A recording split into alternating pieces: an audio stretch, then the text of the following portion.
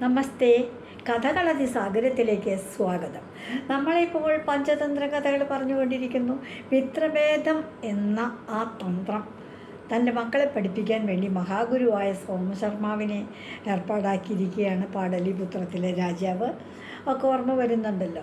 ഇതിലിപ്പോൾ പിങ്കളൻ എന്ന മന്ത്രിയുടെ പിങ്കളൻ എന്ന സിംഹത്തിൻ്റെ മൃഗരാജൻ്റെ മന്ത്രിയായിരുന്ന ക്രോഷ്ടാവ് മരിച്ചു. മക്കളായ ക്രോഷ്ടാവ് എന്ന് പറഞ്ഞാൽ തന്നെ കുറുക്കന്മാരാണ് അവർ, കരടകൻ, ദമനകൻ, അവർ തമ്മിലിങ്ങനെ കഥകൾ പറഞ്ഞുകൊണ്ടിരിക്കുകയാണ്. ഒരു കാളയും സിംഹവുമായിട്ട് അങ്ങേയറ്റത്തെ ചങ്ങാത്തമായി അവർ തമ്മിൽ തല്ലൊക്കെ ആയി. അങ്ങനെയാണ്. എന്നിട്ട് ദമനകൻ എൻ്റെ ഉള്ളിലുള്ളൊരു തോന്നലാണ്, മറ്റുള്ളവരുടെ എല്ലാവരുടെയും നന്മയ്ക്ക് വേണ്ടി പ്രവർത്തിക്കുന്നവനാണ് ഞാനാണ് ഉത്തമൻ എന്ന്. അപ്പോൾ ഇതുവരെ കഥകൾ ദമനകൻ പറയുന്ന കഥകളൊക്കെ ജ്യേഷ്ഠനായ സഹോദരനായ കരടകൻ കേൾക്കാറ് പതിവ്. ഇപ്പം കരടകൻ പറഞ്ഞു, നീ അവിടെ ഇരിക്കുക, ഇനി ഞാനൊരു കഥ പറയാം. ആ കഥ എന്താണെന്ന്, ഇപ്പം സിംഹവും ഒട്ടകവും തമ്മിൽ അങ്ങും ഇങ്ങും തമ്മിൽ തല്ലുന്നത് വരെ എത്തിച്ചുവല്ലോ നീ. അഭയം കൊടുത്ത് ഈ സഞ്ജീവകൻ എന്ന കാളയ്ക്ക് അഭയം സിംഹം കൊടുക്കാൻ തന്നെ കാരണം നീയാണ്. അത് കഴിഞ്ഞിട്ട് ഇപ്പോൾ അവർ തമ്മിൽ തല്ലിക്കാൻ നോക്കി, അതും ഒരുമാതിരി സാധ്യതപ്രായമായിരിക്കുന്നു. ഇനി ഞാനൊരു കഥ പറയാം. സൂചിമുഖി എന്ന് പറയുന്നൊരു പക്ഷിയുണ്ട്.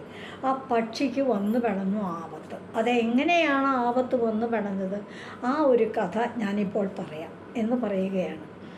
എന്നിട്ട് സൂചിമുഖിയുടെ കഥ പറയുകയാണ്. കരടകൻ ദമനകന്, ഇതുവരെ ദമനകൻ കരടകനാണ് പറഞ്ഞു കൊടുത്തത്. പറഞ്ഞു, ഞാൻ ഒരു കാട്ടിൽ ധാരാളം കുരങ്ങന്മാരൊക്കെ ഉണ്ട്, അവരൊക്കെ അങ്ങനെ താമസിക്കുക. നല്ല കാലാവസ്ഥ, ധാരാളം ഇടതൂർന്ന് വളർന്നു നിൽക്കുന്ന വൃക്ഷങ്ങൾ, അതിലൊക്കെ കാഫലങ്ങൾ. കുരങ്ങന്മാർക്ക് നല്ല സുഖമല്ലേ, നല്ല പഴങ്ങളൊക്കെ പറിച്ച് തിന്ന് അരുവിയിൽ വെള്ളമൊക്കെ കുടിച്ച് സുഖമായിട്ട് ഒന്നും ഭയപ്പെടാതെ അങ്ങനെ സുഖമായിട്ട് ജീവിച്ചു കൊണ്ടിരിക്കുകയാണ്. അങ്ങനെ ഇരിക്കെ ഈ കുരങ്ങന്മാർക്കൊരു കാര്യം തോന്നി. നല്ല ശൈത്യകാലം വന്നു. ശൈത്യകാലം എന്ന് പറഞ്ഞാൽ തണുപ്പുള്ള കാലമാണ്.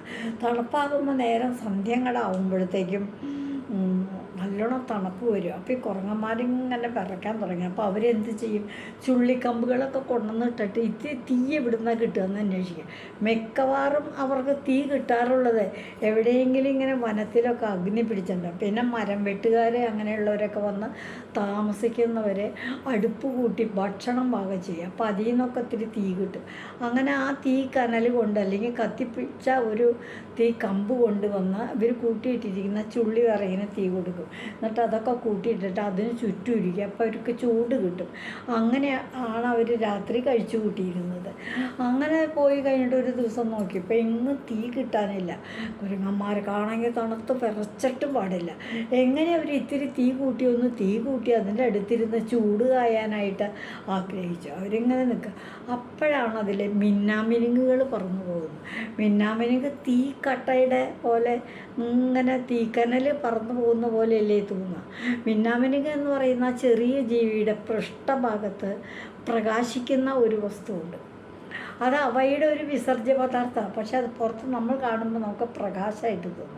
അപ്പം മിന്നാമിനുകൾ ഇങ്ങനെ പോണാണ്ട് ഒരു തീക്കട്ട പറന്നു പോകുന്നത്. അപ്പോൾ ഉടൻ തന്നെ ഈ കുരങ്ങന്മാരെ എന്ത് ചെയ്തു, വേഗം പറന്നുകൊണ്ട് പോയിക്കൊണ്ടിരിക്കുന്ന മിന്നാമിനുങ്ങിനെ പിടിച്ചു. വേഗം ഈ ചുള്ളിക്കമ്പിൻ്റെ അടിയിലങ്ങോട്ട് വെച്ചു. അപ്പോൾ ഈ രണ്ട് മൂന്നെണ്ണത്തിലേക്ക് അങ്ങോട്ട് പിടിച്ചിട്ടു. ചുള്ളിക്കമ്പൊക്കെ മീതെ വെച്ച് വേഗം തീ കൂട്ടി. എന്നിട്ട് ഊതി കത്തിക്കാൻ തുടങ്ങി. ഇത്തിരിയല്ലേ മിന്നുള്ളൂ. അപ്പോൾ ഊതി അങ്ങോട്ട് കത്തിച്ചു.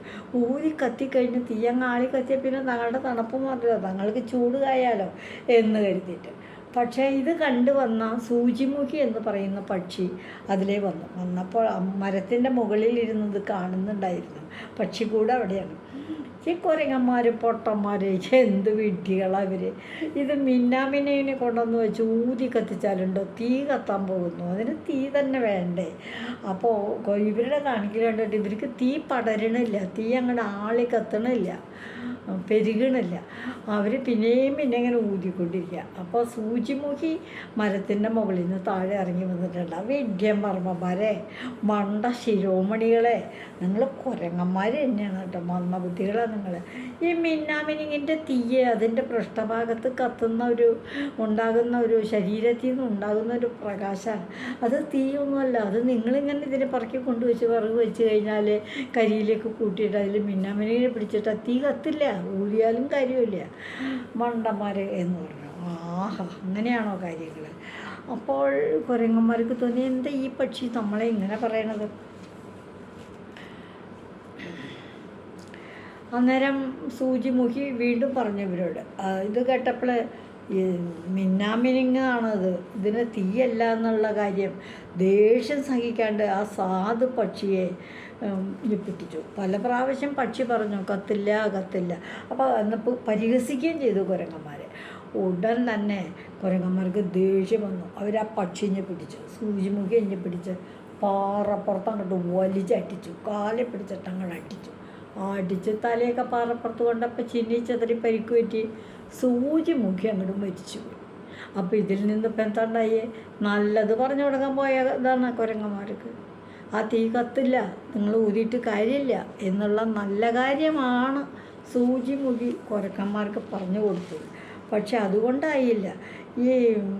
അതുകൊണ്ടൊന്നും, അതായത് ഒരു ദമനക കരടകം പറയാണ്, ദമനക നിൻ്റെ ഉത്തരം ദുർനയങ്ങൾ ഉചിതമല്ല, നിൻ്റെ ഇത്തരം ദുർനയങ്ങൾ ഉചിതമല്ല.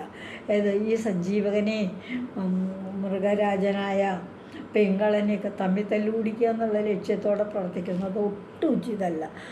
സ്വന്തം ബുദ്ധി കൊണ്ട്, ശക്തി കൊണ്ട്, ദ്രവ്യം കൊണ്ട്, ധർമ്മം കൊണ്ട് കുലം രക്ഷിക്കുന്നവനാണ് ഉത്തമനായിട്ടുള്ളവൻ. നീ അത്രയ്ക്ക് ഉത്തമനൊന്നുമല്ല.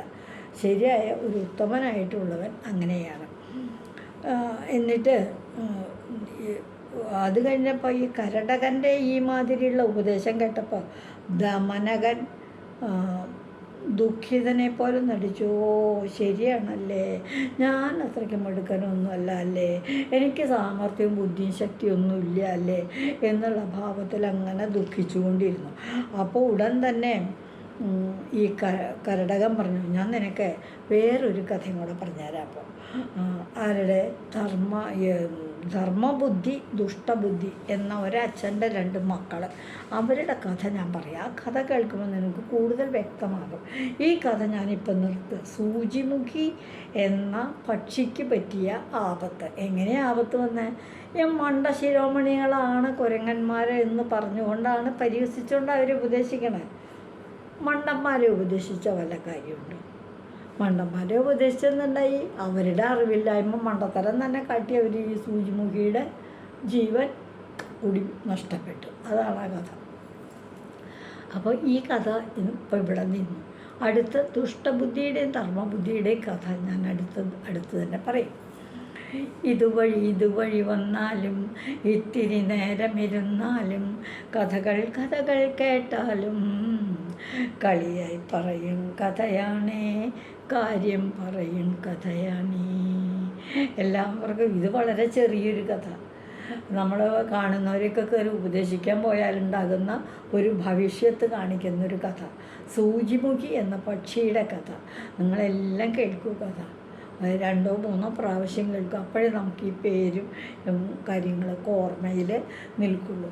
അപ്പോൾ എല്ലാവരും പഞ്ചതന്ത്ര കഥകൾ കേൾക്കൂ, അത് ആസ്വദിക്കൂ, കഴിയുമെങ്കിൽ കുട്ടികൾക്ക് പറഞ്ഞു കൊടുക്കൂ.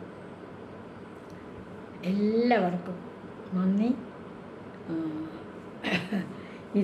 ഇതുവഴി വന്നാലും ഇത്തിരി നേരമിരുന്നാലും കഥകൾ കേട്ടാലും കളിയായി പറയും കഥയാണേ, കാര്യം പറയും കഥയാണേ. നന്ദി.